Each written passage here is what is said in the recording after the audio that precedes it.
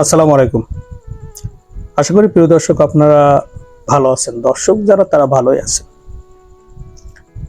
আজকে একটা কথা বলবো, সেটা হলো মানুষ বাঁচে আশায় আর দেশ বাঁচে ভালোবাসায়। অর্থাৎ মানুষ একটা আশার পরে আর একটা আশা নিয়েই কিন্তু বেঁচে থাকে, আর এই আশাটাকে পূরণ করতে সে দেশকে ভালোবাসে, কারণ তাকে কাজ করতে হয়। এই কথাটা কেন বললাম? এই কথাটা বললাম এই জন্য যে দীর্ঘদিন যাবৎ নবম পে স্কেল বাস্তবায়ন নিয়ে একটা টালবাহানা শুরু হয়েছে, কাহানি শুরু হয়েছে। সেটা হলো এই যে জানুয়ারি 1 তারিখ 2026 থেকে কিন্তু আংশিক কার্যকরের কথা ছিল নবম পে স্কেল, আর 2026 এবং 27 অর্থ বছরে পূর্ণ বাস্তবায়নের কথা থাকলেও এখনো পর্যন্ত সেটার কোনো আলোর মুখ দেখতে পায় নাই।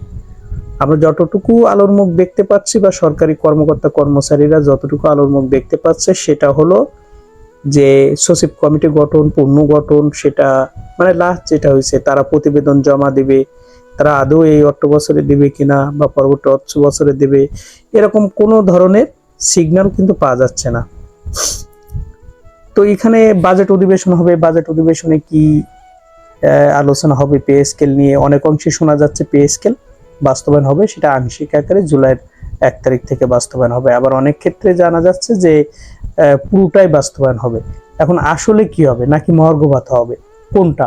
এটা আসলে সরকারের পক্ষ থেকে বা পে কমিশনের যে কমিটি করা হয়েছে পে স্কেল বাস্তবায়ন করার জন্য, সচিব কমিটি, তাদের পক্ষ থেকে না পে স্কেলের সাথে সংশ্লিষ্ট কোনো পক্ষ থেকে কিন্তু স্পষ্ট কোনো বক্তব্য পাওয়া যাচ্ছে না। যাচ্ছে যে তারা প্রতিবেদন জমা দেওয়ার পরে ওই আলোকে বাস্তবায়ন করা হবে, এমন তথ্যই জানা যাচ্ছে। এবার আসুন পরের বিষয়টা নিয়ে আলোচনা করি যে মানুষ কেন আশা নিয়ে বেঁচে থাকে। কারণ কর্মচারী এবং কর্মকর্তাদের ভিতরে একটা অষ্টম পে স্কেল বাস্তবায়নের সময় বিস্তার একটা বেতন বৈষম্য তৈরি করে রাখা হয়েছে, যে কারণে কর্মচারীরা বেশি ক্ষতিগ্রস্ত এবং তারা কিন্তু প্রতিদিন তারা অভাবের সাথে সংগ্রাম করছে, না পাওয়ার সাথে সংগ্রাম করছে, তারা তাদের জীবন পরিচালনার সাথে সংগ্রাম করছে। তাহলে এই সংগ্রাম করতে করতে তারা আসলে নিজের যে কাজটুকু, সেই কাজটুকু ভালোভাবে ইফেক্টিভ করতে পারছে কিনা, এটা আসলে দেখার বিষয়। একটা কর্মচারীকে ন্যূনতম যে তার মজুরি, এটা তো তাকে দিতে হবে। তা যদি দেওয়া না হয় তাহলে সে তার সংসার চালানোর যে ব্যয়ভার, এটা কিভাবে বহন করবে, আর সেই ব্যয়ভার বহন করে সে কিভাবে কাজ করবে, এটা কিন্তু বড় একটা বিষয়। কিন্তু দেখা যায় যে এই কাজগুলো আসলে খুব লেট করা হচ্ছে। আসলে জানুয়ারির 1 তারিখ থেকে সেই আংশিক বাস্তবায়নের ফল পাওয়া যাবে কিনা, এটাও একটা দেখার বিষয়। কিন্তু সম্ভাবনা রয়েছে জানুয়ারির যে 1 তারিখ থেকে আংশিক বাস্তবায়নের এটা হবে না, কারণ পে স্কেলের জন্য অন্তর্বর্তী সরকারের যে অর্থ উপদেষ্টা রেখে যাওয়া 40,000 কোটি টাকা, ওই সরকারের এই টাকাটা কিন্তু অলরেডি অন্য খাতে সরকার আসলে ব্যয় করে ফেলেছে দেশের প্রয়োজনে।